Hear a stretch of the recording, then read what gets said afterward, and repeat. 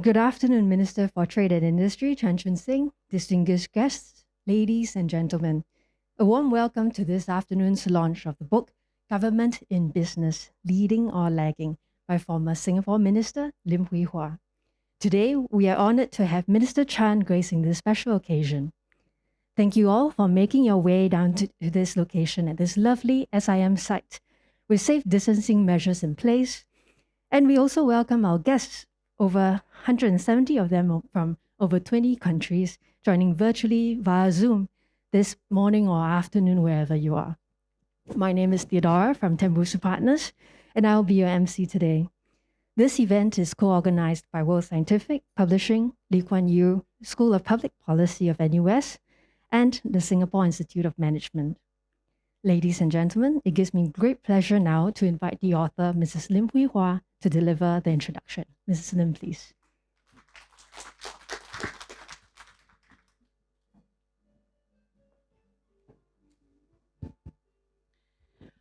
Very good afternoon to all of you, and good morning to those who are joining us virtually. First of all, let me thank Minister Chan Chun Sing for so kindly agreeing to be present today to address us and to share his thoughts. I also want to express my deepest appreciation to all you friends who are here today, as well as to welcome those who are joining us virtually. Allow me now to share with you some of my perspectives of the evergreen debate over the role or roles of government in business, so often referred to as the public-private divide. Now, this is perhaps a realistic depiction of how the government of many countries is currently being pulled in many directions. Whilst business as usual would still require the pursuit of plans that preserve security and the protection of national interests, the COVID pandemic has aggravated the fiscal burden of bailouts and stimulus packages, especially to counter unemployment. Meanwhile, the public is looking to clear leadership in not just tackling the health crisis, but also supporting the collapsing economy.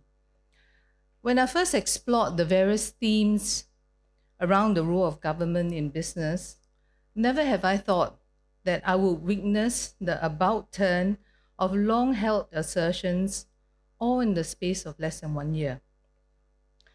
Where it was fashionable not so long ago to incline towards a less government, more market economy, the COVID pandemic has turned everything on its head.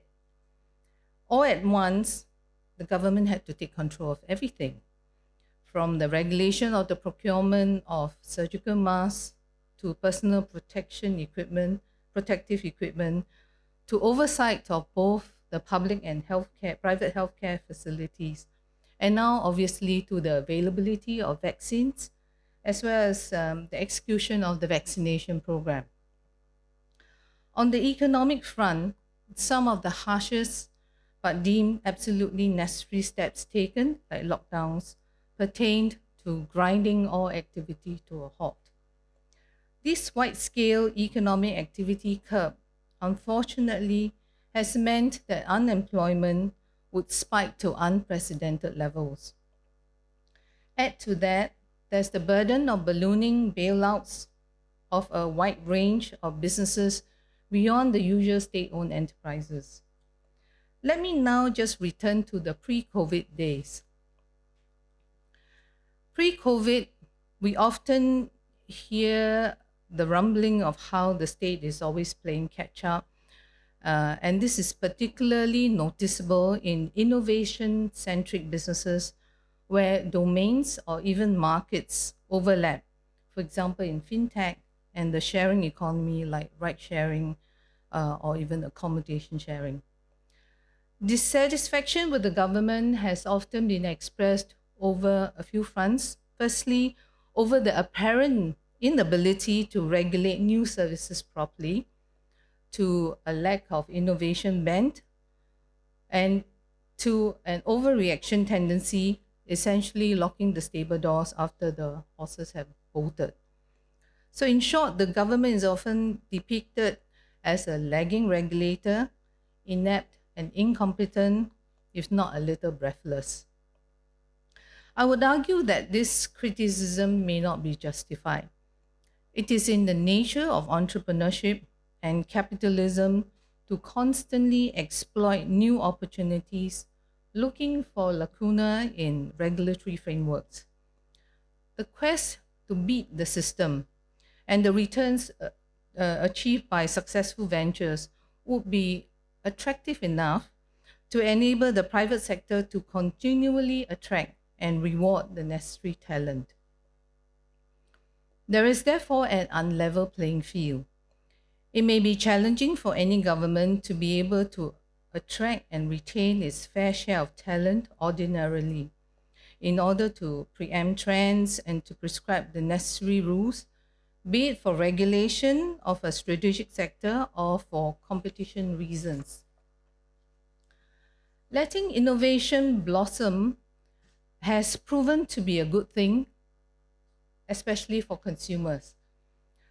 Think about how gloriously easy it is to make payments without having to write a check or to pay, in cash in person.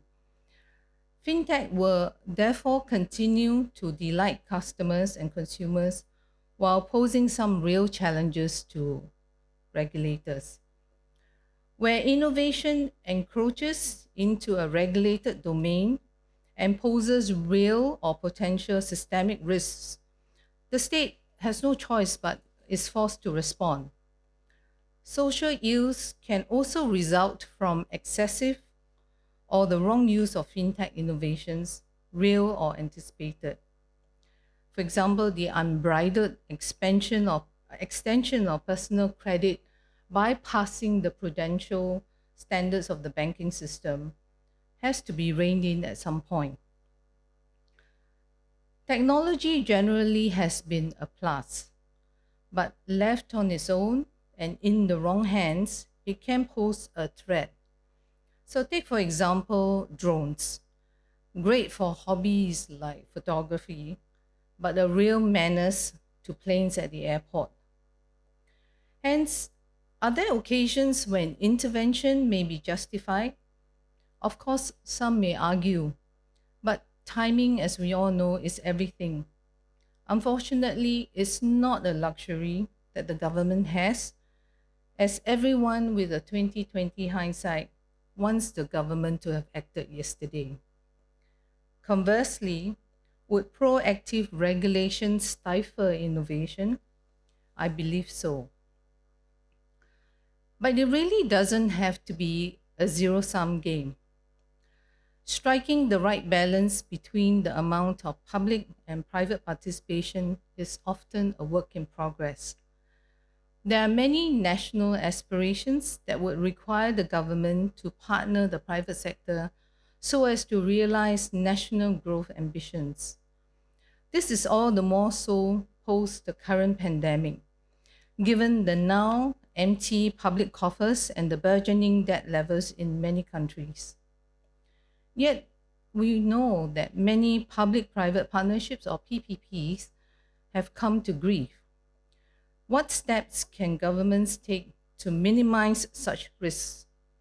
What are the lessons that the state should take note of, especially in terms of project conceptualization and increasingly keeping politics out of the way? Notwithstanding the possibility of collaboration, there exist many instances of market failure that only the government is in a position to address. The more obvious undertakings belong in infrastructural development, especially of capital intensive transportation projects like airports and seaports and city planning. The easier tasks may be found in seeding innovation or new growth sectors.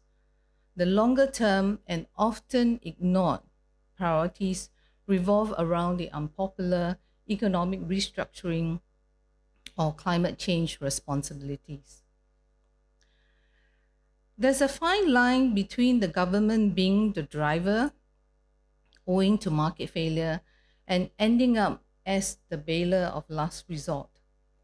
There are many examples of bloated state enterprises all over the world. No thanks to COVID, government bailouts have taken on greater prominence and proportions. There is no shortage of examples where a state bailout is the only way out. The airlines are the largest casualty of the travel restrictions brought about by the pandemic. Yet we all know there are airlines and there are airlines. There are airlines that the public has long urged the governments not to support, even pre COVID. The bailer of last resort rule, unfortunately, will survive the pandemic. For as long as a country has too big to fail national icons, especially banks and bloated state enterprises, there would always be the social or political pressure to mount a rescue for the economy's sake. Let me now turn to and comment on an emerging widespread political reality all around us, that of populism. These days, unfortunately, politicians appear to live and die by the ballot box. It's common for parties in many countries to be voted out after just one term of 3 to 5 years. Populism and the resulting short-termism would continue to pose the greatest challenge to any planning for the long term, especially that of building sustainable growth. Some governments willfully conflate their roles as regulators and capital providers towards political ends and essentially go for quick wins, the low hanging fruits. Unfortunately, it becomes a vicious cycle. Aggravating this trend are the rapid shifts in expectations of the people, especially of the type of public goods and services. This runs the gamut of price regulation of transport services to the quality of public housing to the degree of divestment of state enterprises. Let me now move on to the role that only the government can undertake, and that is of strategic and security considerations. Many global investors note with increasing concern the rising incidence of the use of the national security or strategic argument by many governments to reject a foreign investment. And this undeniably smacks of xenophobia. But nationalistic instincts are at the highest in many large economies, and geopolitical considerations are actively in play. These tend to dominate conversations rather than whether there are truly risks to opening up certain key or sensitive sectors. Conversely, social services such as health, education, and housing tend to be an area where many governments remain coy about active participation. The business of the government is never done. The spotlight will continue to be shone on whether it's leading or lagging. I apologize for raising more questions than providing answers. Allow me to end with a little confession. Over the years, I've gone from being an avid reader to a poor reader to a non-book reader. But I continue to buy books that I intend to read. Meanwhile, I consume plenty of news pushed to me on a daily bite-sized basis. Hence, I've written this book for the non-book reader like me. The chapters and the cases are all or can all be read piecemeal. I hope you will enjoy reading the book as much as I have had fun putting it together. So once again, let me thank Minister and all of you for your presence here today. Thank you, Mrs. Lim. Ladies and gentlemen, it is my pleasure to invite Guest of Honor Minister for Trade and Industry, Chan Chun Sing, to deliver the keynote address. Minister Chan, please.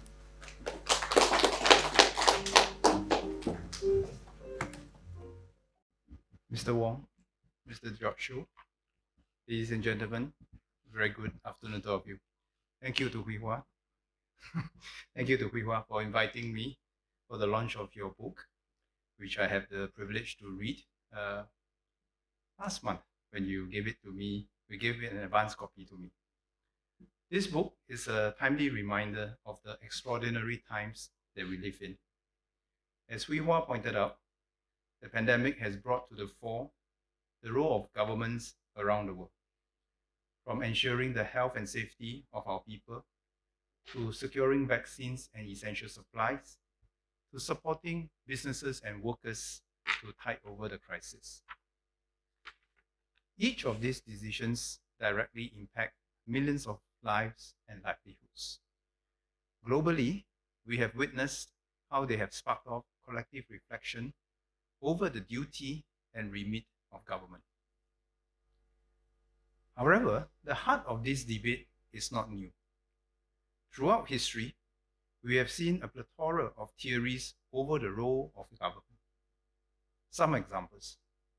The Qing dynasty, China's first imperial dynasty, was anchored by legalism, an ideology that prized social order, strict adherence to rules, and strong state control. In the West, the Keynesian school gained prominence during the Great Depression and the post-war years, when government spending and regulation expanded significantly. This was followed by a return to a more limited government and laissez-faire market policies from the 1980s. The question of big or small, active or passive government might be the subject of vigorous debates in many countries. But here in Singapore, we have never been beholden to ideological or philosophical preconceptions. Singapore's unique circumstances demanded the ingenuity of our people, public, and private sectors. When the British withdrew their bases east of Suez, they accounted for about 20% of our GNP. Faced with a lack of natural resources, models could not be simply adopted. They had to be adapted for our own unique circumstances. Then Finance Minister Dr. Goh Keng Swee was one of our chief architects of our early economic and national development. When asked later about his visionary role, Dr. Goh said, "I had no initial vision. You just started and hoped for the best." Now, it's not that Dr. Goh set out with no aim or direction in mind, but it is about agility, humility, and learning by doing. We don't fall prey to our plans, and we don't let that bind us from challenging our own assumptions. Or as they say, we don't fall in love with our plans. We have to constantly challenge our own assumptions and make adjustments as necessary. The 64 case studies featured in this book show that theory often sees unexpected deviations when put into practice, even with the best of intention. For Singapore, we distill the essence from different countries, different models, and tailor them to our own unique context.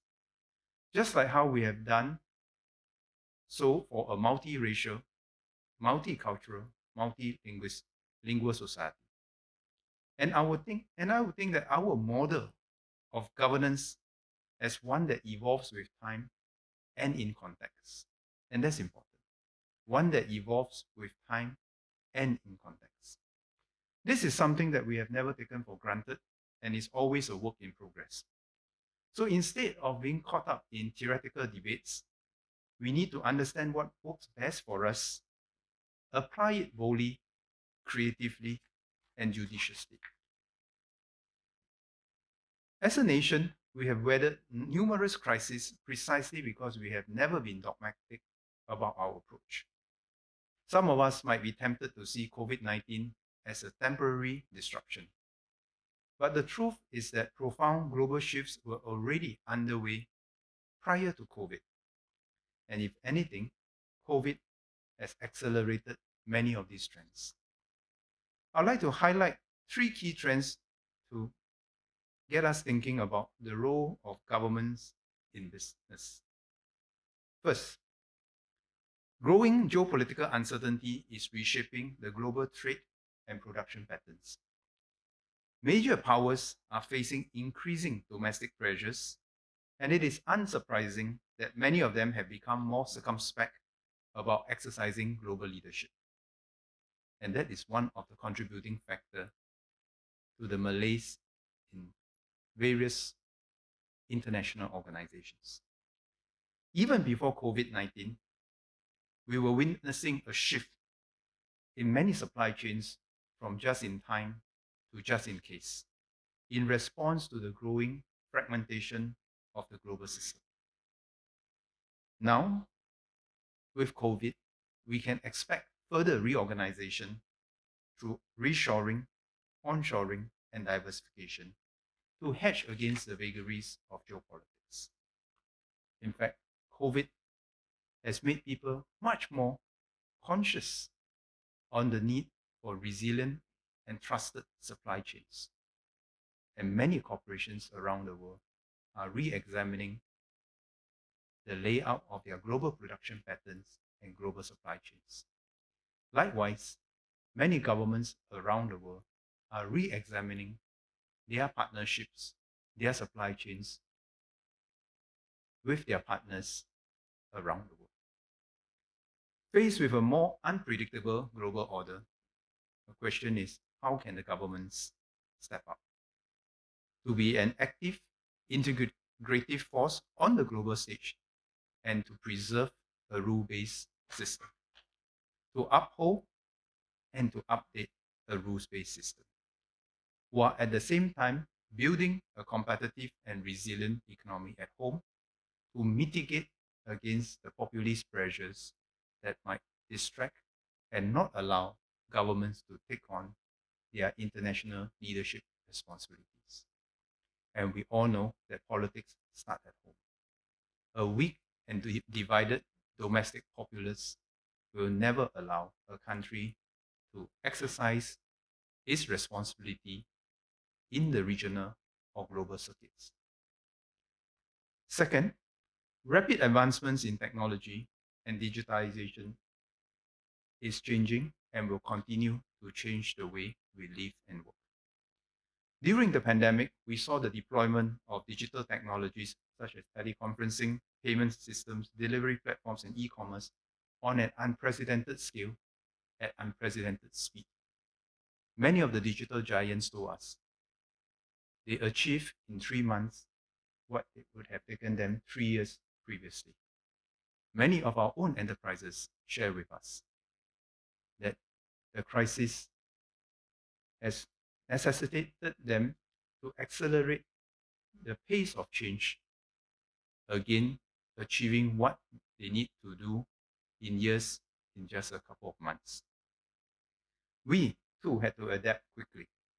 Hwee Hua mentioned the example of taxi and private hire drivers who were allowed to deliver food and groceries to supplement their income while meeting the surging demand on delivery platforms. This is but one example.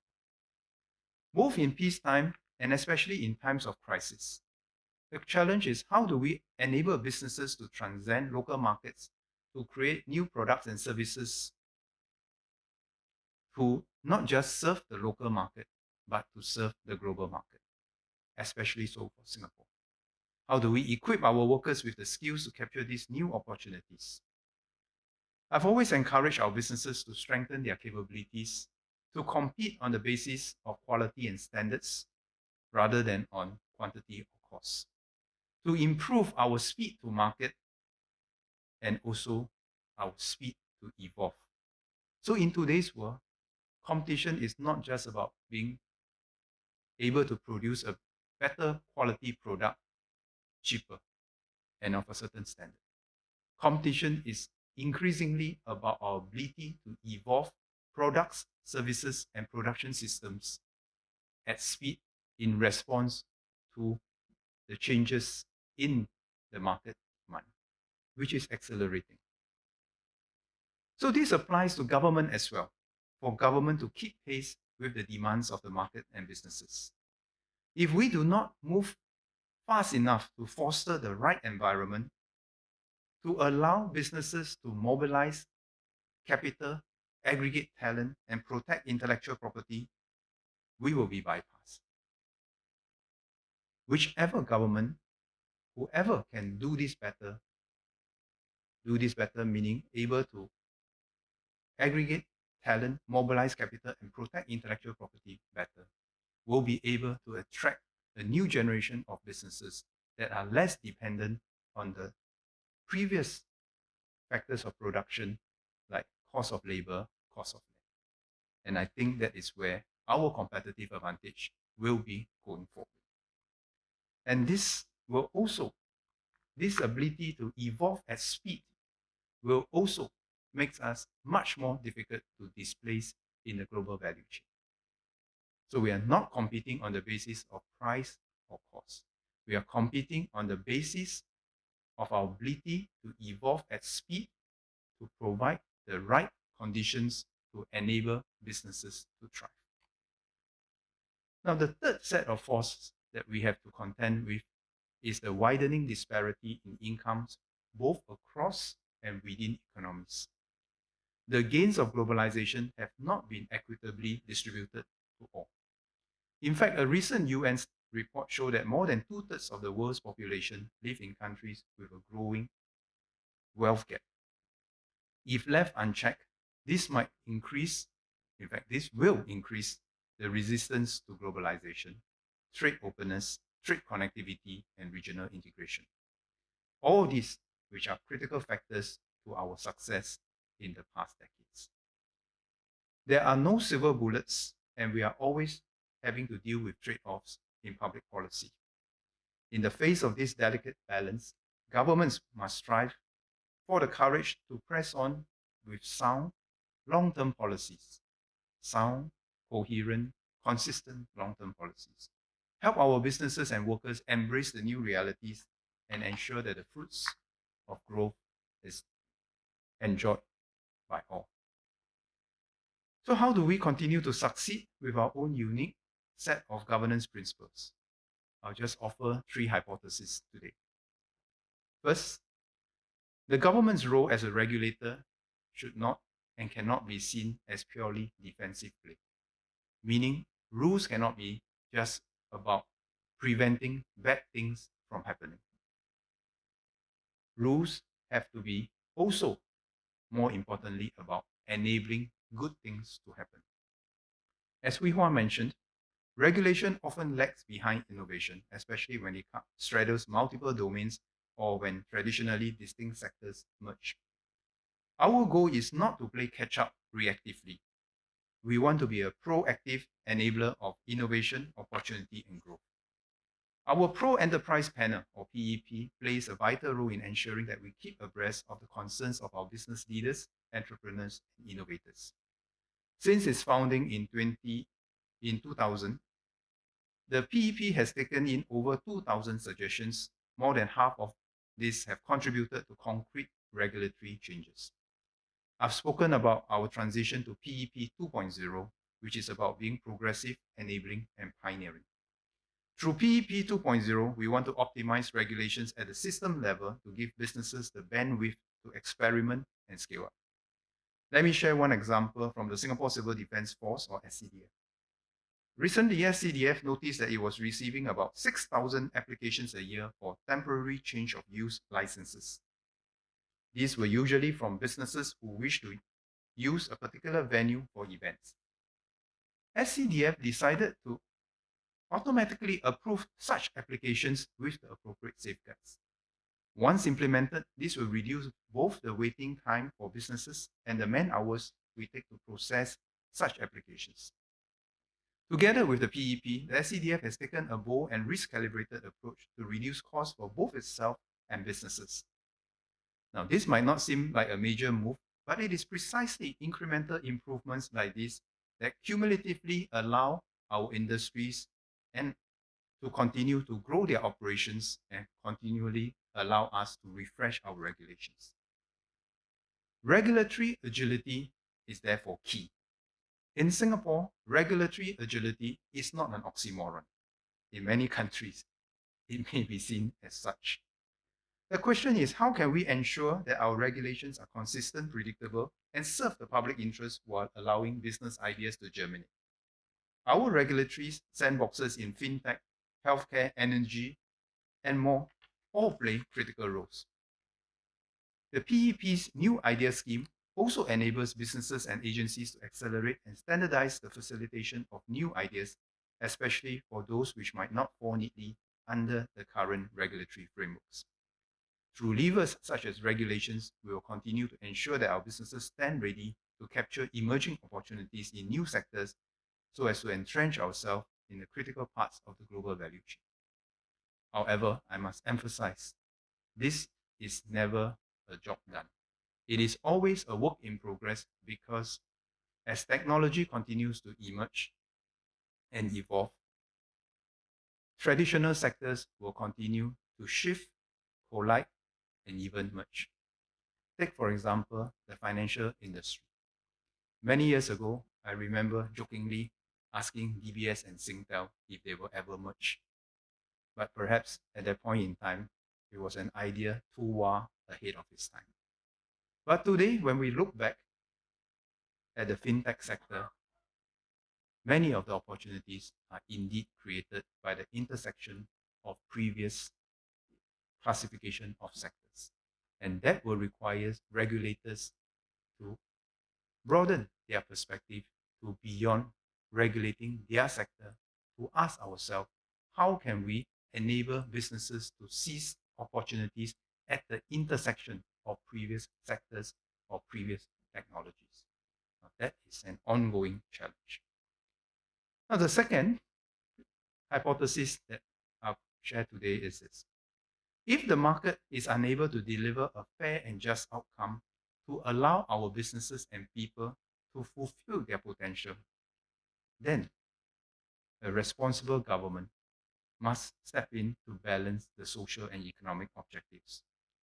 As a small and open economy, issues of resource allocations relate directly to our survival.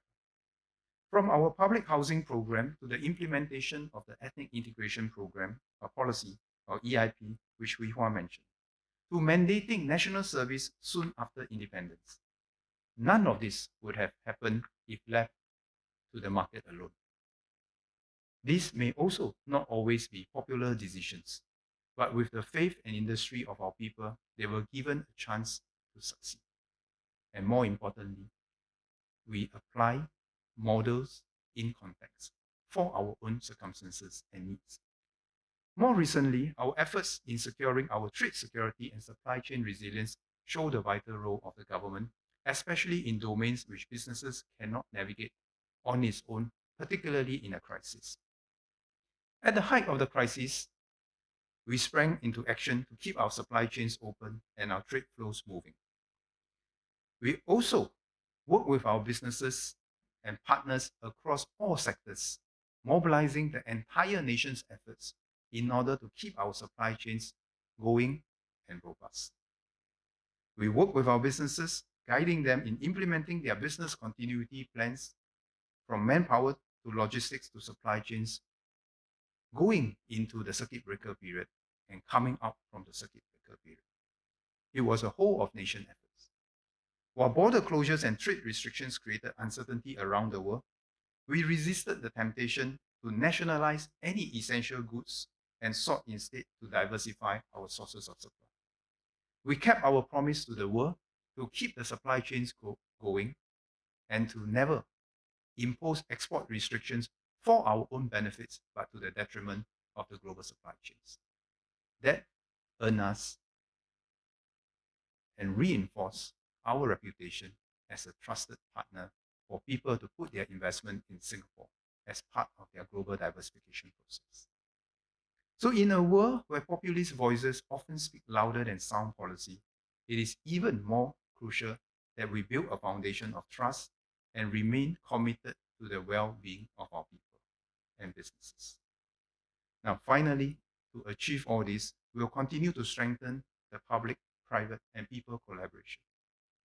Our strong culture of tripartism between workers, businesses, and government have been a defining contributor to our success. To solve the increasing number of wicked problems that we face today, we need to bring together diverse groups of people with diverse aspirations from diverse backgrounds to find common ground.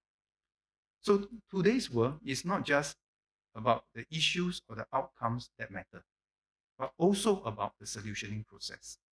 How do we get diverse groups with diverse interests and aspirations to unite for the greater common good? To appreciate the multitude of aspirations that society wants to achieve and to bring out the best ideas and execute them together. And also to find solutions that can encompass and embrace the diversity of our society. Our efforts in open innovation challenges with government agencies and corporates through the Open Innovation Network and National Innovation Challenges embodies this spirit of collective problem solving. To give an example, older high-rise buildings in Singapore are required to undergo facade inspections. Several agencies co-launch an innovation call for solutions in drone inspection technology so that such inspections can be made safer and more efficiently. 5 consortiums were selected, one of which was a team comprising Singapore startup Claritas Technology, its partner Third Element Aviation, a German drone startup, and the Nanyang Technological University. As the project required broad use of technologies across different domains, the teams had to forge collaborative partnerships to bring their different expertise and capabilities together in co-developing a solution. We will also continue to experiment with new modes of public-private collaboration. The Alliances for Actions are one such example where we adopt an agile startup approach to get the public and private sectors to come together, mobilize their respective sectors to deliver quick pilots and prototypes. And finally, we will look to sending more public service officers on external attachments and learn and attract more talent from the private sector to increase the porosity between the private and public sectors. Only when we facilitate more porous exchange of talent across different domains can we seed more diverse ideas and perspectives and build more robust policies and implementation. So going forward, it's crucial that we continue to strengthen our engagement with our workers and businesses to ensure that our policies continue to serve the needs of the diverse groups amongst us, and that we can progress together as a nation to build a society where there are opportunities for all. Ultimately, in governance, there is no secret formula. Governance is about applying what is most appropriate in context. Our role is often fluid and multifaceted.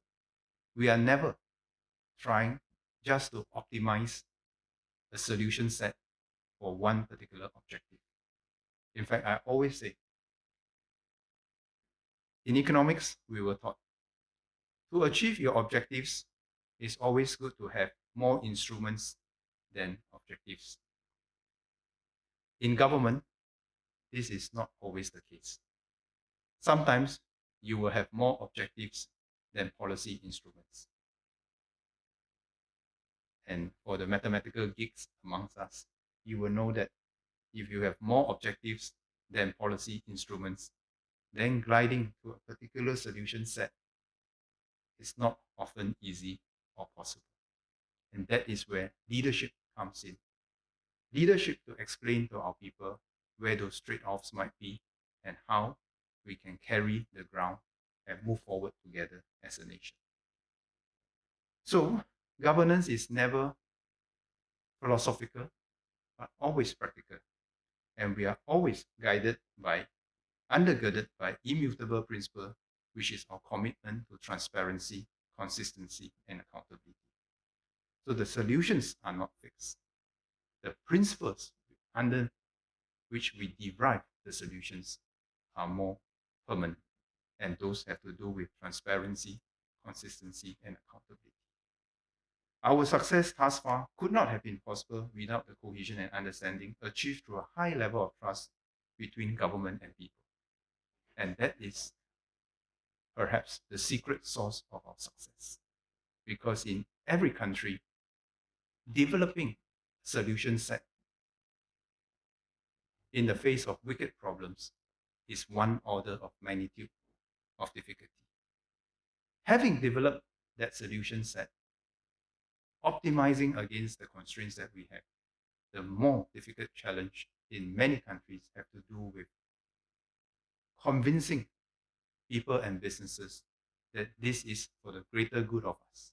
And without the deep trust between government and people, people and people, people and businesses, and so forth, it would not be possible for us to move together as one. And this COVID crisis is an example of how we have gone through and done what we have done.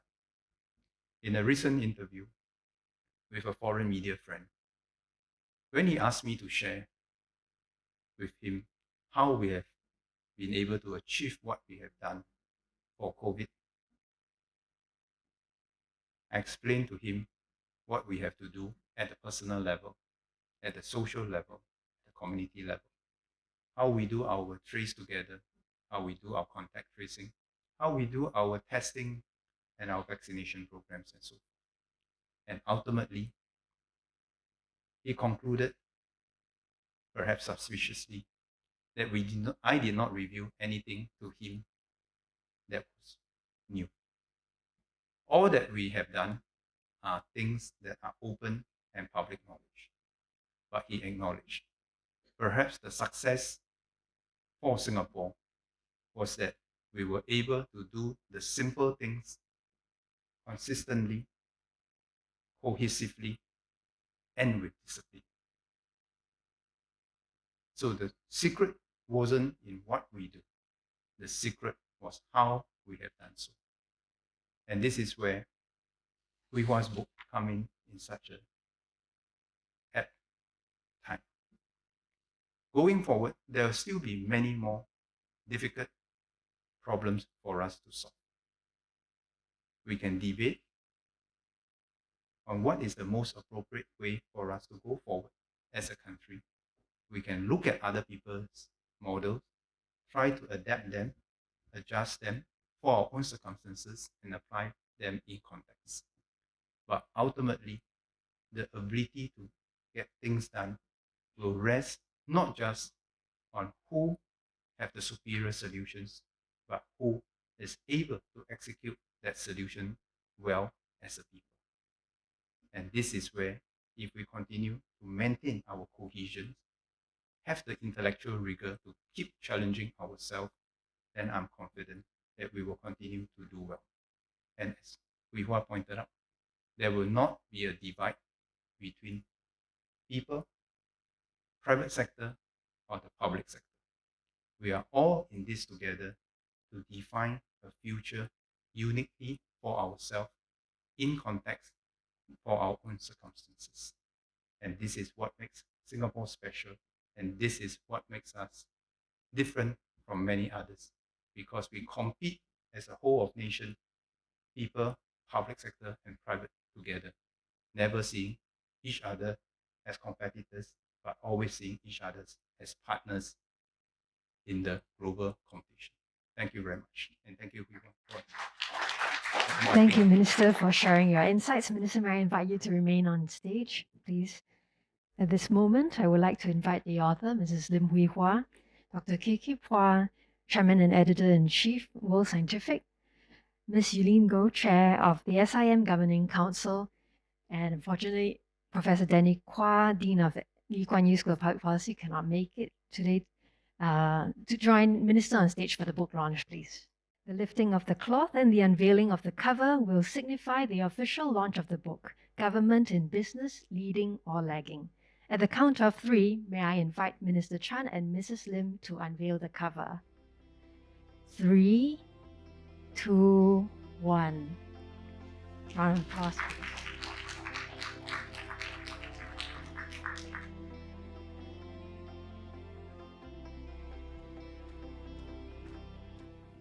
The next segment promises to be a topical and interesting discussion around the role of government in business.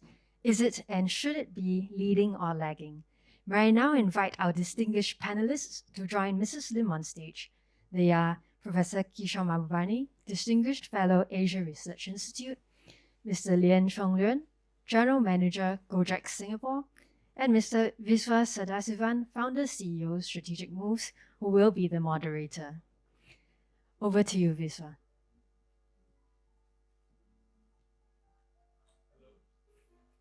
The microphone on? Can you hear us?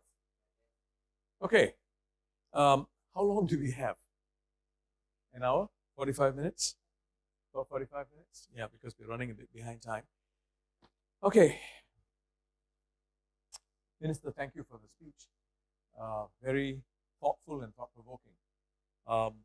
One of the things I picked up, was the differentiator, our new differentiator is evolve at speed to create opportunities. And perhaps we can talk a little bit about that, we can touch on that.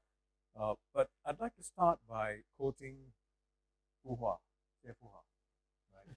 One of the chairman of the U.S. Board of Trustees, and Hwee Hua, you in your review, you said this: 40 years ago, Ronald Reagan and Margaret Thatcher rolled back the role of government in the economy and led a new era globally, this liberalization and a return to free enterprise and freer markets, right?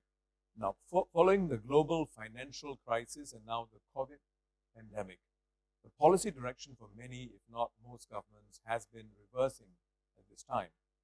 Governments are being called upon to deal with income inequality, climate change, the power of big tech, and the disruptions from digital revolution and de-globalization. So it's something you touched on, Hwee Hua, that there seems to be a reversal of a trend that took place several decades, probably starting with Milton Friedman in his famous article in 1970 in the New Yorker.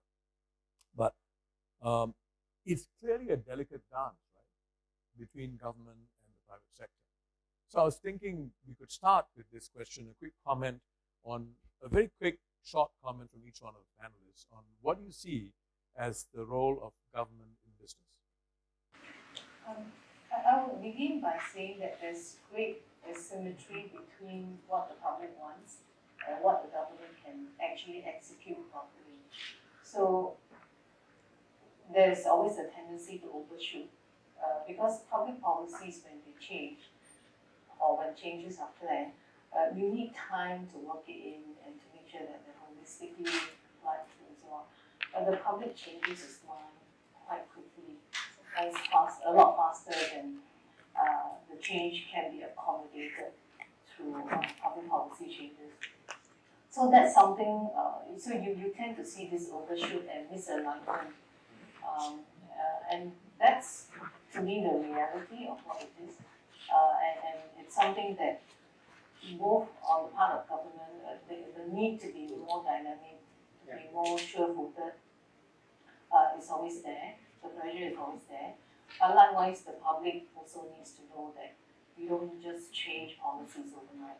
It takes a lot to get things effective. I remember being, I was at the St. Gallen Symposium 2 years ago, and there was this talk about how the policy clock always lags behind the technology clock. And it stands to reason, right? Because technology clock is driven very much by private sector initiative. And there's an incentive for them to move at great speed. But is it really wrong for the policy clock to go slower than the technology or innovation clock? Is it necessarily wrong? Because it gives you a chance to step back and observe before actually evolving your policy. I would say perhaps there's no right or wrong, but every good government aspires to be completely holistic in the way it reviews its policy, that the implications are all, well studied into, and the changes are actually well formulated and executed. And this takes time. Yeah. Whereas the public will just say, I think it's nicer to have, flats that don't have common corridors. That changes overnight. Right. Whereas this requires a whole slate of changes which the public, the government will then have to look at. So, or in the case of technology and innovation, for them, if the business case doesn't work, they just pack up and go look for another business idea. Right. The government can't just pack up and say this idea doesn't work and move on. So government has a lot more and has wider responsibilities to respond to. Okay. Bien?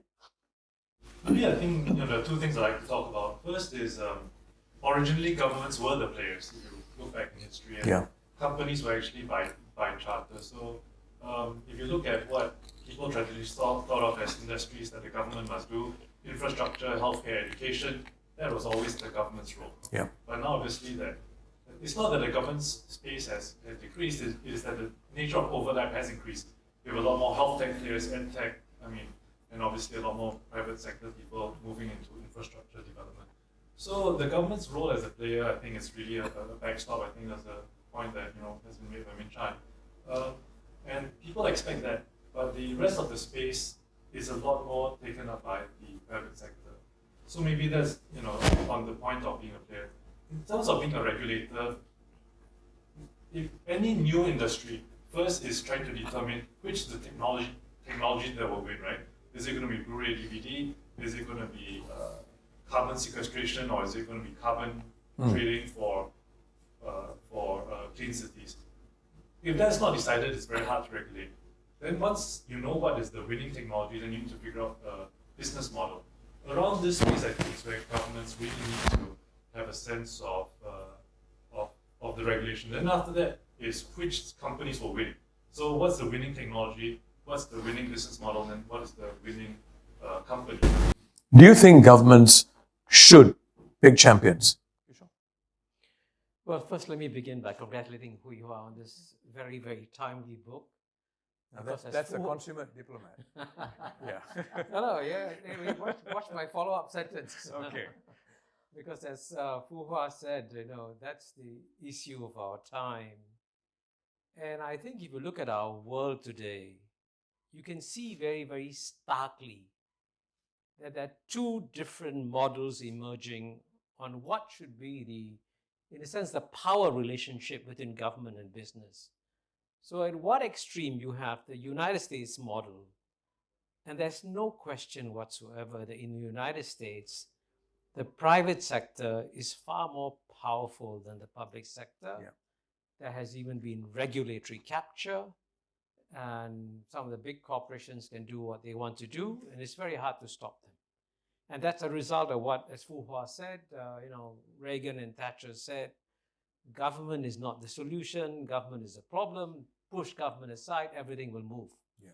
And so far, the American model's been working, but now you have another model in China where clearly the government is in charge and the private sector is not. And yet the private sector in China is still very dynamic. But at the same time, the only country in the world that can regulate a company as big as Ant Financial is the Chinese government, because the Chinese government is much more powerful. Right. But I suspect that all governments in the world are going to have this tremendous challenge, finding the right balance about how much space you give to the private sector so they can succeed and they can run and blossom. And that's the American genius. They can produce Googles and Facebooks and you name it, Amazons, and very few countries can do that. Europeans can't do it, for example, right? So clearly, that's the situation we have in the world. How do you find the right balance between the role of government and the role of business? And that's why this book is timely. Yeah. And it sort of, in that dance we're talking about, it lays down some rules and conventions, I guess. Maybe if I can just jump in here.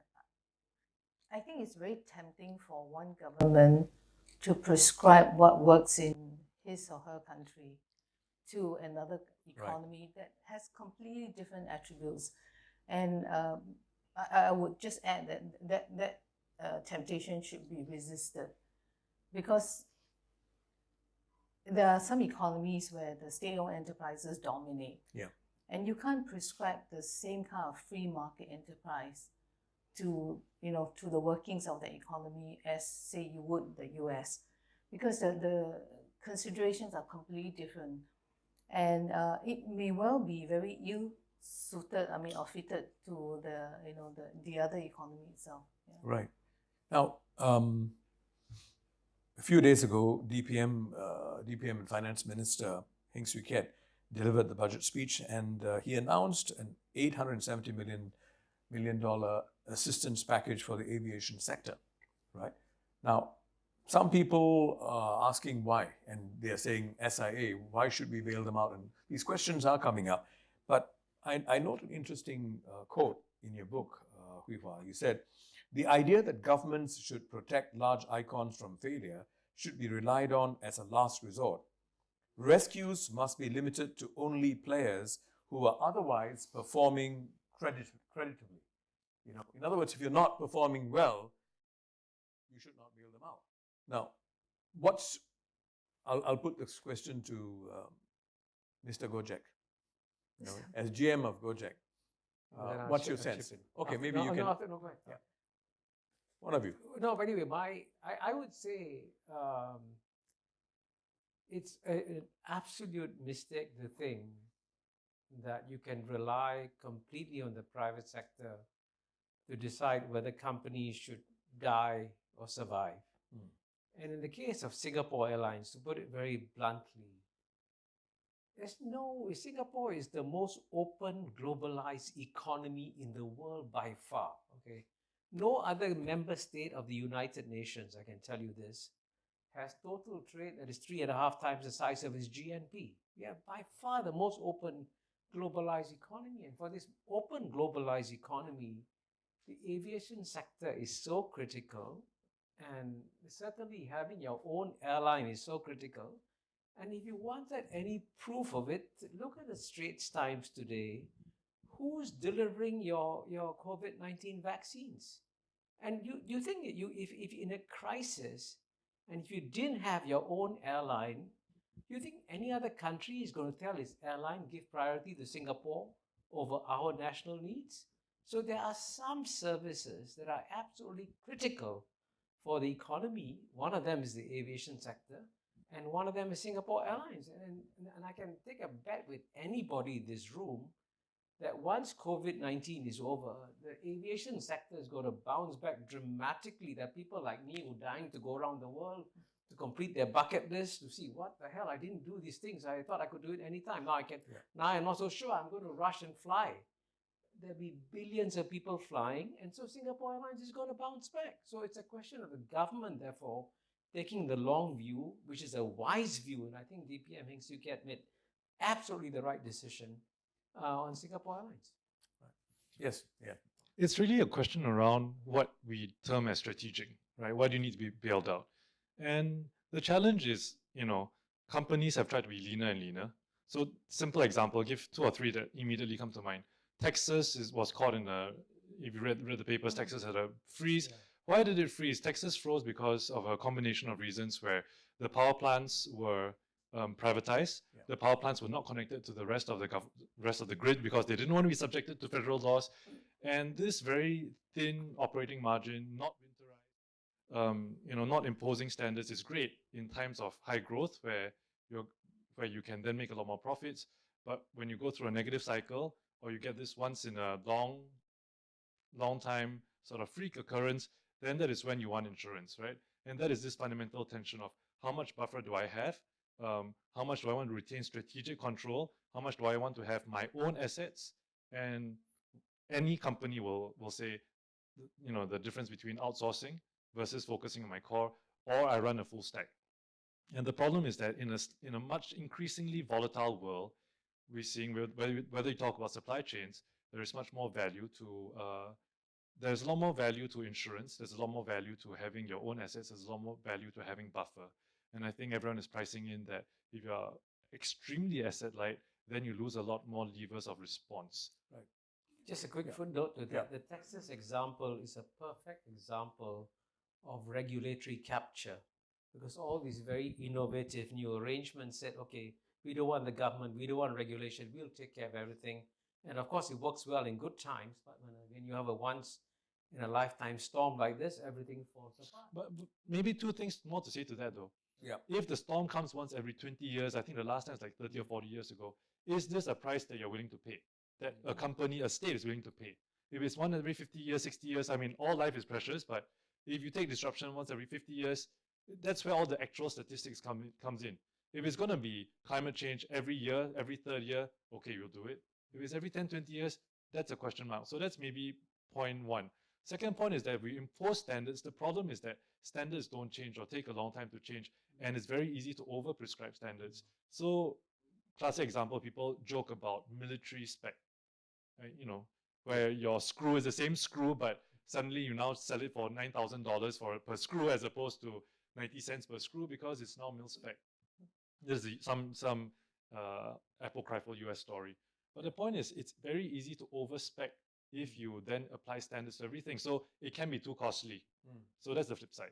Can I just come back to this whole debate and discussion around what's strategic, what's our national interest, because it's a slippery slope that one can go down. Yeah. So I think usually when you go around like what's military defense, infrastructure for utilities and so on, there's usually very little debate about what's truly strategic and of national interest. It's when you then go on to who should provide those services that you then get into a lot of problems with state-owned enterprises that are inefficient, bloated, and just waste, of resources. You gave quite a few examples of that. Yeah, and because of that, privatization becomes the solution. Yeah. So countries tend to go into a cycle. So they go into privatization, but with the P&L being the only focus, obviously they will tread very close to the line. They will not plant new capacity and so on. And then you get the classic Texas problem. So we will, I think, continue to go around such circulars of experiences over and over again. I don't think every economy would have learned from it.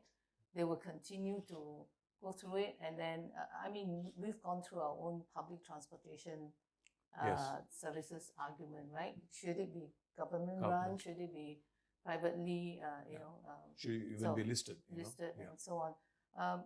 But we have seen how in some countries, the bus services are like the worst, the most inefficient. And then they have then gone on to a private sector solution provider.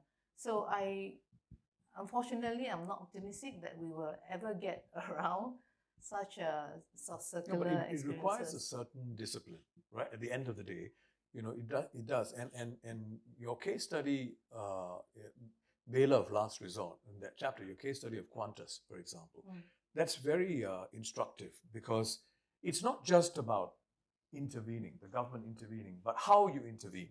It's not always going in to bail them out with cash, but sometimes, as in this case, in Qantas, right? The government, Tony Abbott's government, actually pushed Qantas against the wall and forced them to actually look at themselves and be a lot more disciplined. And they ended up actually turning around and delivering a whopping profit of 1.1 billion, from a complete loss situation. Now, would you want to share a little bit very quickly about that particular case? I don't understate the amount of political pressure they must have faced. Yeah. Because when it comes to rescuing your national pride, your national airline, there's just no limit, to what you must do. And I think for Qantas, actually the same thing is with South African Airways and many other airlines. This is not the first. And a government that's responsible and who thinks ahead, if this is going to be the last, then this will be the last bit of rescue effort that I'll put in. But if it's going to encourage the wrong discipline, commercial discipline, then I should do it now. But I will give them credit for taking it, and sort of facing the issue on its head and sort of living with the political cost of it as well. So quickly, if I could go to the point about SOEs, state-owned enterprises. There's a general lament that state-owned enterprises around the world lack that kind of discipline that real private sector companies have, like some of the companies in the transport sector, ride-sharing companies like Gojek. Grab, Uber, they disrupted the entire industry. But there was a certain amount of commercial discipline that resulted in value for the customer, right? Now, so is there this argument that we should really allow for a lot more true private sector enterprises and cut down on the number of SOEs, so to speak? That has been also talked about. Would you want to talk, since you're with Gojek? Maybe I want to talk about the previous point first, and then I'll talk about that, right? Which is, should too big to fail, should they be bailed out? And the first point is not so much whether it is a good or bad performing company. It is that, is this sector important? If you look sectorally, I think I've read once that the airline industry has lost more money than it's made historically. So as a sector, it is just one where it is loss making. But if you believe that the airline industry is important, and you're not a capital markets equity person, then you have to believe that then we should try to bail out this sector and keep it alive because it has importance beyond the financial value that it generates. And then of course then there's the second order question, which leads to the point of what models then make for good innovation. And I think Singapore went through that in the early 2000s, where you can, in a quite small market like Singapore, you can either have a lot of competition, when we try to privatize our telecommunications, our healthcare, even our media groups, right? We have, but it is, I won't call it artificial competition, but it's competition that's quite subscale. Or you can have a single operator and have a regulator that then imposes standards on them. I think that there's the model is not what is going to win you, right? But I do believe if I had to pick between a strong regulator versus good competition, then I'd say probably competition is what will really be a better forcing mechanism in general. And if you look at the entry of Gojek into Singapore, I think there was an NUS study that was done that said that the entry of Gojek into Singapore basically meant better earnings for drivers and also slightly lower costs for riders. What that meant is that the platforms took a slightly smaller share of the profits that they're making. And that is the fundamental point of competition, that you need, in an open and contested marketplace, every company, if they aren't able to deliver, the customer will walk. Yeah. When I remember in the 1980s, some of you may remember Zoo Batam, the radio station came out. I was in broadcasting then. And I tell you, I can admit to you that the quality of Singapore broadcasting radio was really bad at the time, so boring. And all of a sudden, it came alive. Just that introduction of Zoo, remember? Zoo Batam. Zoo 101.6. And then we had 98.7 quickly after, and then Power 98. And so you see, the power of competition, but it has to be real competition, and that's something that you discuss in your book. If I could just move on to the whole issue of disruption, right? This point about go ahead. Can I just go back to the issue around state-owned enterprises? Yes. Because you were saying, what do we do about them? So I think in economies where they're really a big part of it, it becomes a political issue because they also tend to employ a lot of people. So whatever structural changes or efficiency transformations you're thinking of would ultimately lead to a lot of job employment effects. And I think most governments just feel like it's just a little too difficult, to have to handle. But I would quote the case of China, which obviously has a lot of SOEs, and I mean the scale is way and well beyond what we can conceive here, and it would take them years, but it's the consistency and the pressing on towards that goal that I think will ultimately help them to make, even if it's marginal changes along the way, but improvements along the way. Right. And those improvements, what I'm suggesting is that those improvements require government as well as the private sector to embrace disruption. Yes. And that comes through in your book as well. Like if you don't self-destruct, you will face self-destruction. And Ravi Menon, MD of Monetary Authority of Singapore, said, if we do not disrupt ourselves in a manner we choose, somebody else will in a manner we will not like. And there's a lot of truth in that. Any comment on that? The importance, for example, in fintech, they've come up with very well modeled regulatory sandboxes. It's a way to evaluate it. I must say that's one of the most interesting parts of the book. Yeah.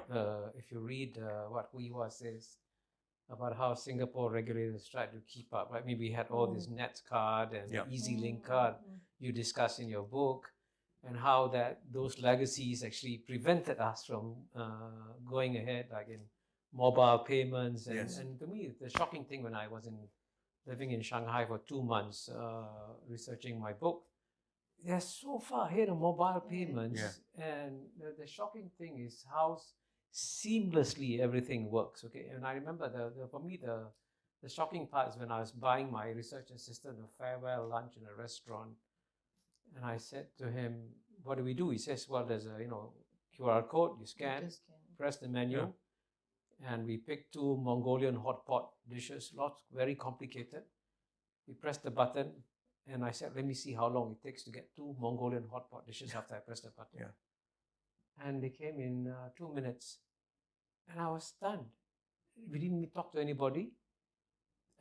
We didn't see anything. Maybe they recognized press the button. No. They didn't know. In China, nobody. So anyway, that was shocking. And then I said, my God, they're so far ahead of us technologically.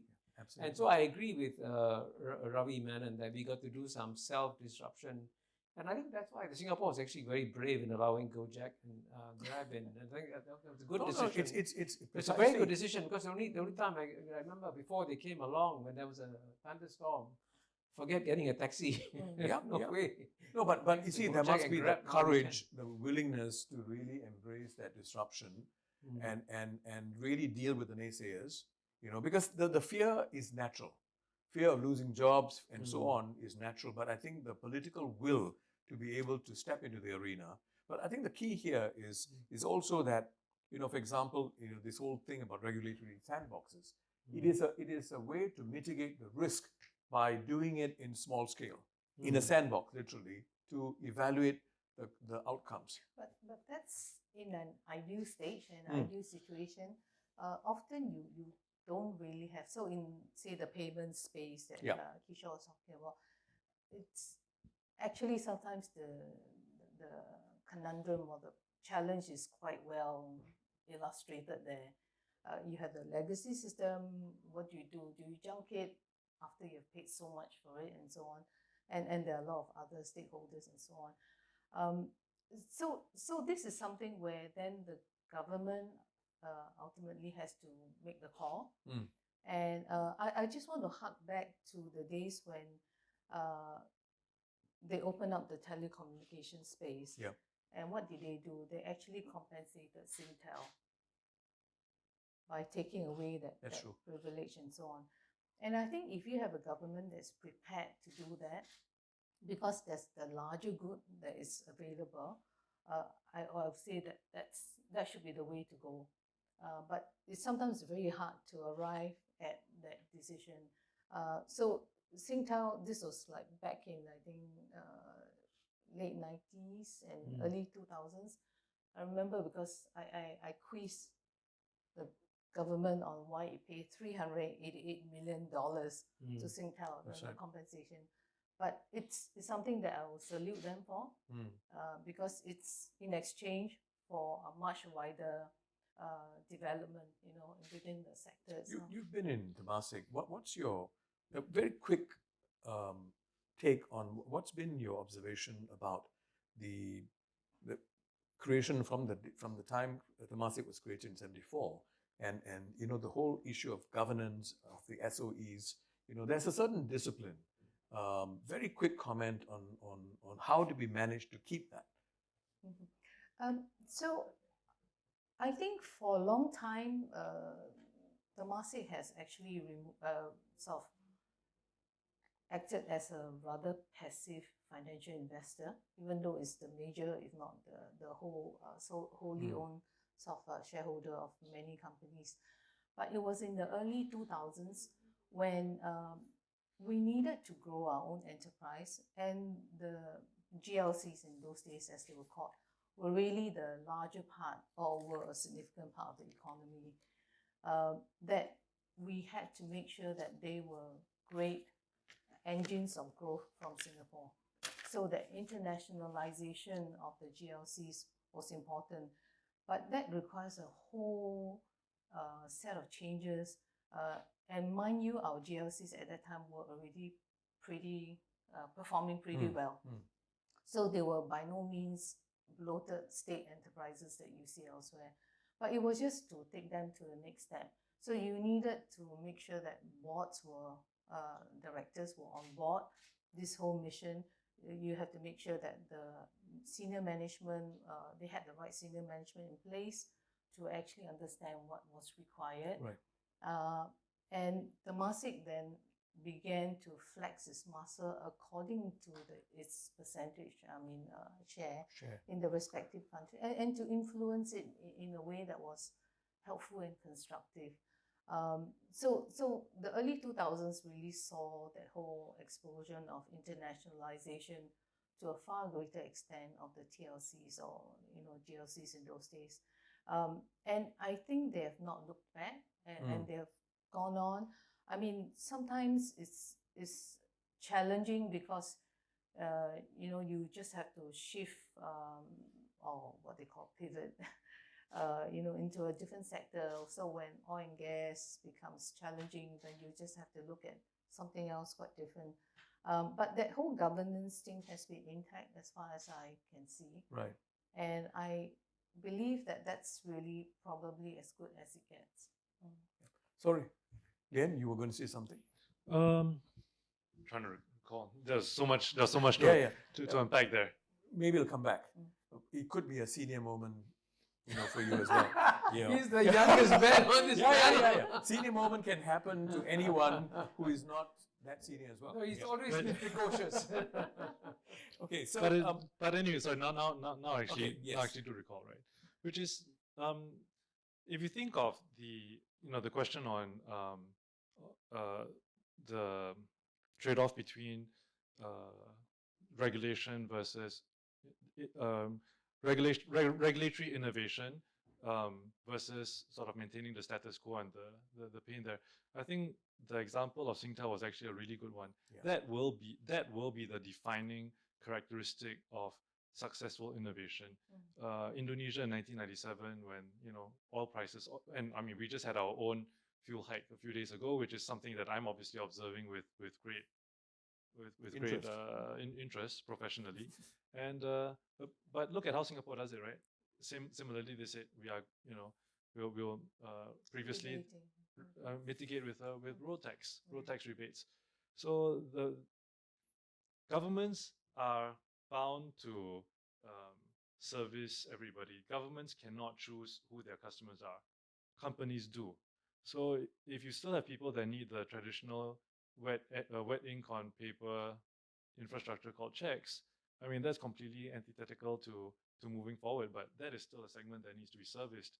If you can actually do something really good for them, whatever it might be, then that's the only way that you can move forward on innovation without being stuck in the incumbency. I've been told that we have just over 10 minutes left, maybe 15. So I just want to move on to a couple of questions. One question is actually from one of the registered participants. The question is from Kamzo Noripa from Malaysia. I'll put two questions together because they're kind of related. The question is, public and private sector play has evaporated in my country, Malaysia. How do you suggest the private sector can progress? The other question is from Mohammed Abdul Ghazim from Oman. And the question is this: there's a perceived delay between the creation and execution of policy that is optimal for the requirements of the private sector. The communication of an issue by the private sector to the public sector and the time frame between the receipt and the communication and meaningful action are important. So it's quite a complex question, but really it's about what happens between communicating intent and actually executing it. So maybe Yeah, I'll if you could. take that. I think public-private collaboration, nobody will dispute that that's essential. But to get it right, there are probably two sort of buckets of challenges that I would like to just briefly talk about. The first is in the area of public policy formulation. The second is in the execution of whatever you formulated. And a lot of the challenges are actually in the conceptualization of the public policy or the changes thereof. And this is where the private sector, I think, frequently would love to be able to give more inputs into what will be helpful, what sort of incentives, what sort of grants, what sort of competition framework and all that will be useful. But that's not generally done or not done to an extent that will be helpful. So you always have very well laid plans that are Not generally great. done where? Across the world? Or? I would say it's common across many countries. And this will look really good on paper, but then one questions whether they will be effective. So the need there, I think, is really to involve the private sector as much as possible. That's not to say that you become, you get taken hostage by the ideas and so on, but you just really need to get the inputs. And then when it comes to execution, so if you have done that, then hopefully your execution will be a lot easier, but it will not still be sheltered away, or rather, the most common complaint that one hears about government agencies around the world will be bureaucracy and red tape.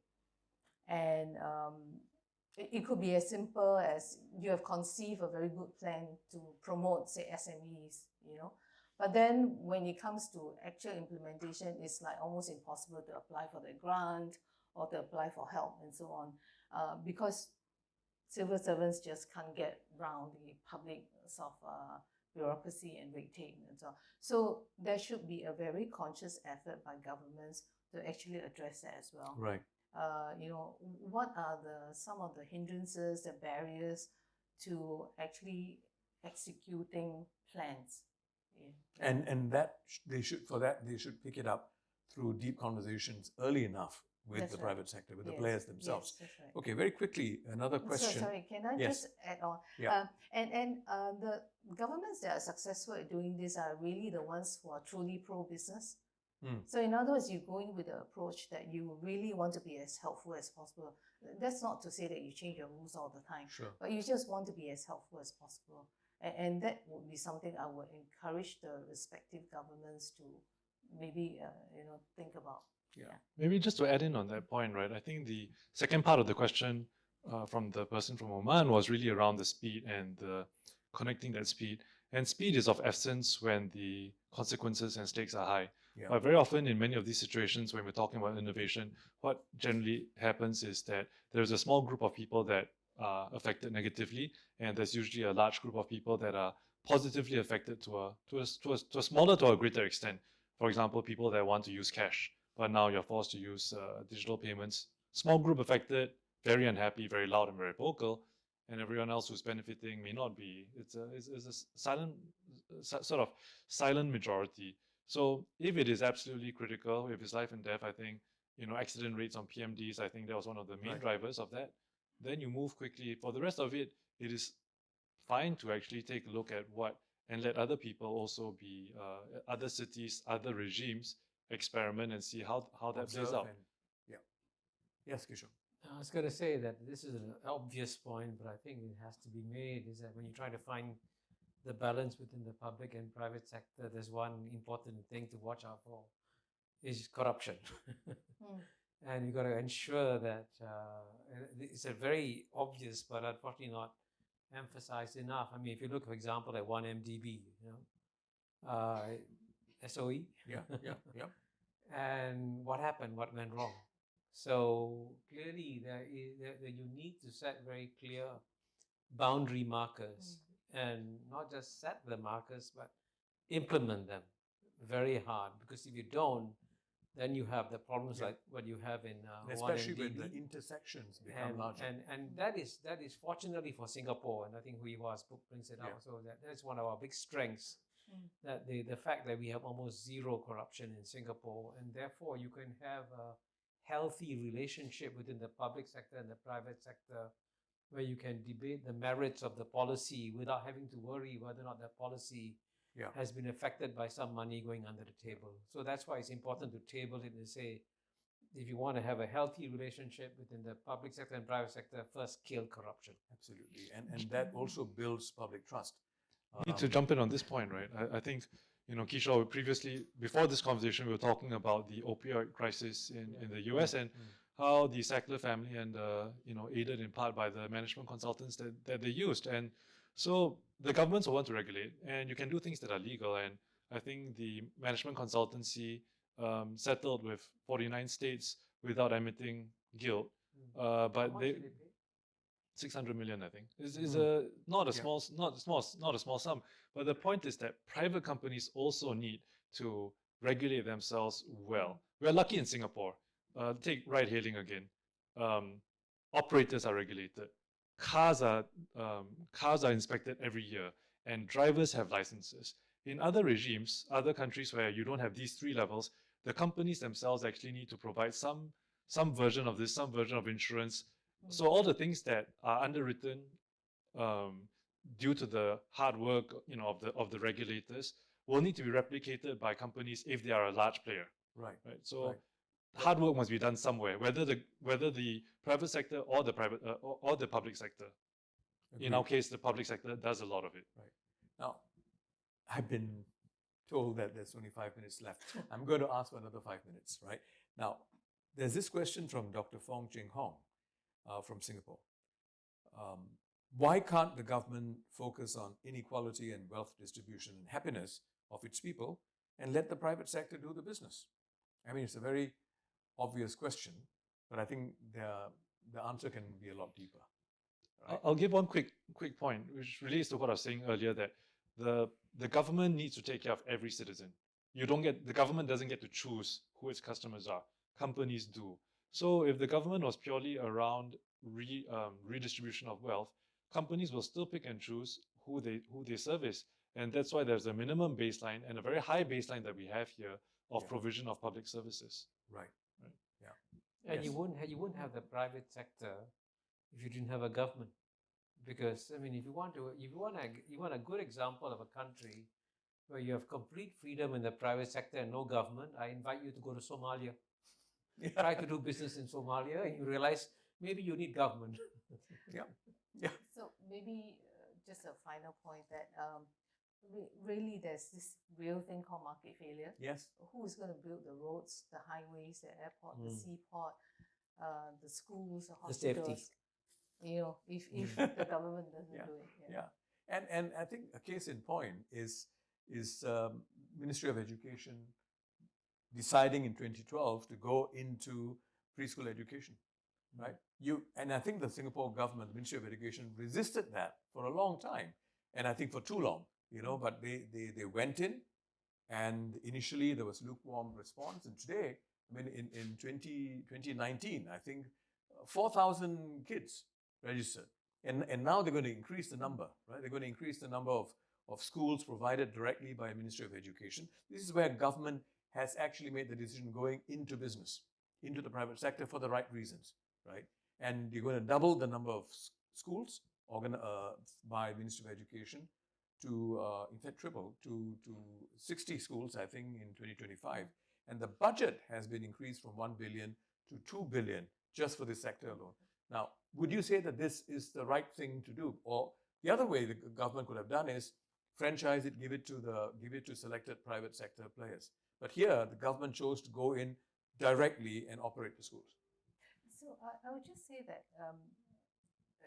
what Minister Chan has said just now, which is that the government is never wedded to its plans. If the reality has changed in terms of public expectations, and public expectations are around the idea that preschool is now part of formal school. Yeah. So where in the past it starts at primary 1, now it starts earlier. Yeah. and therefore the government is obliged to provide. But why that couldn't they have and engaged a to- private sector player to do and it? to ensure a certain delivery of quality at an affordable cost. So it's all that which I think led to the fact that they probably are most confident of doing it only when they do it themselves. Yeah. I mean, Right.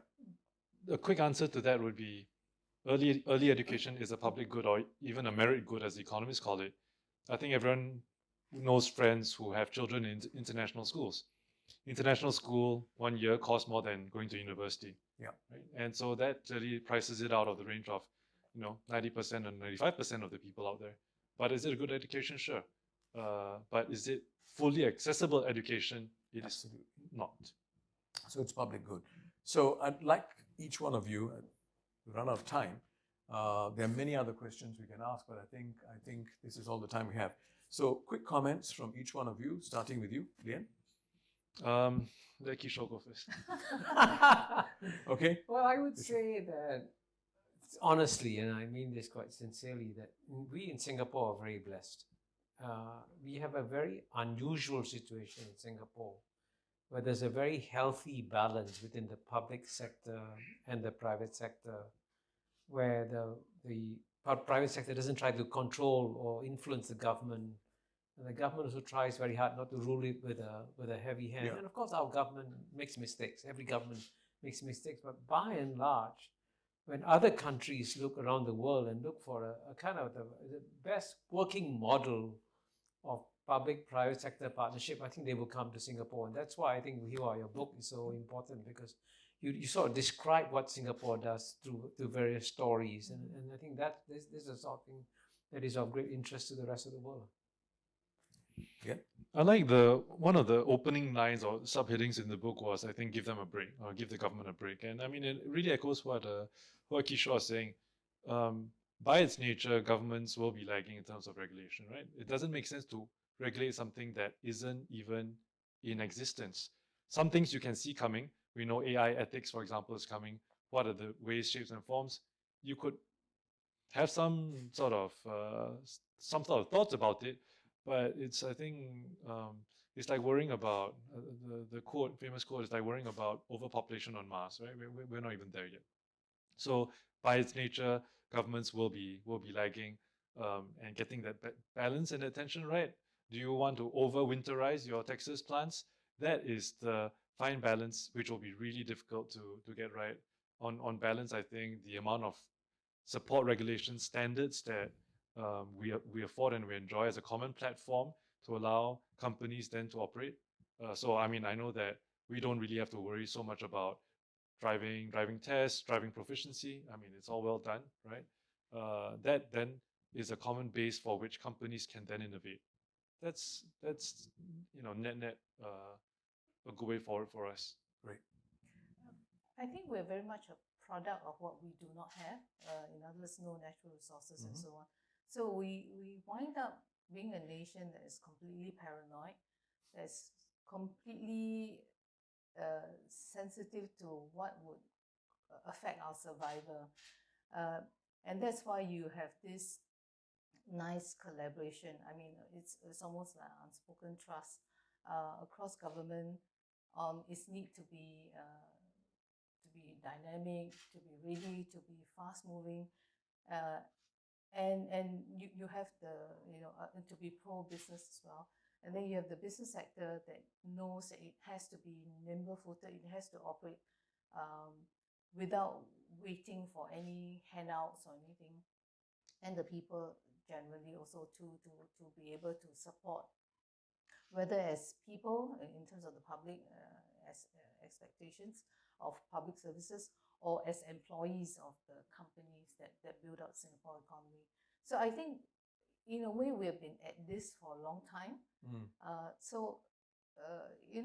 I think we're a slightly better place to react. It's not that the challenges are a lot easier, but I think we're a slightly better place. But that trust has to be continued built upon. Yeah. And if I may just sum up, my own take, having read your book and enjoyed it very much, is that you're not prescribing.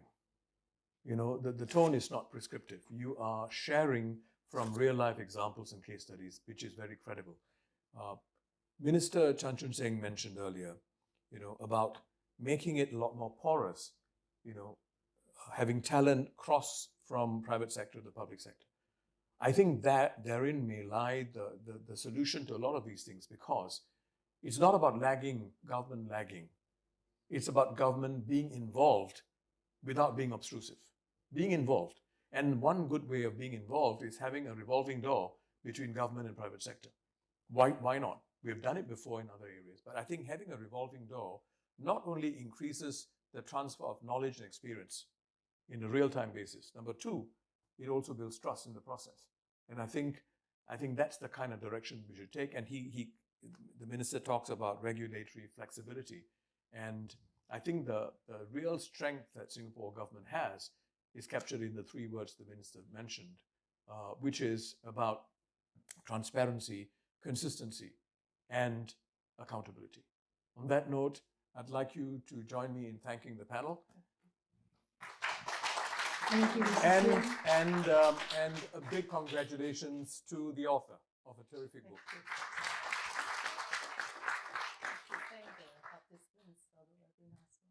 And everyone who's dialed in on Zoom. Yeah. And everyone on Zoom, thank you. Thank you, Mrs. Lin, Professor Kisham Amrani, Mr. Lian Chongyuan, and Mr. Vizwa Sudasivan for the insightful discussion. Ladies and gentlemen, this brings us to the end of our program. On behalf of the organizers, I'd like to thank once again Minister Chan, who has taken his leave earlier. And I'd like to thank all our guests here and virtually for joining us on this special occasion. The book is on sale at the foyer. If you prefer to purchase them online, it is also available at this website at bit.ly/gov&biz, and enjoy a 20% discount with the code WSGB20 until the end of March. With that, we wish you a very good evening and good afternoon where you are. Thank you. Thank you all.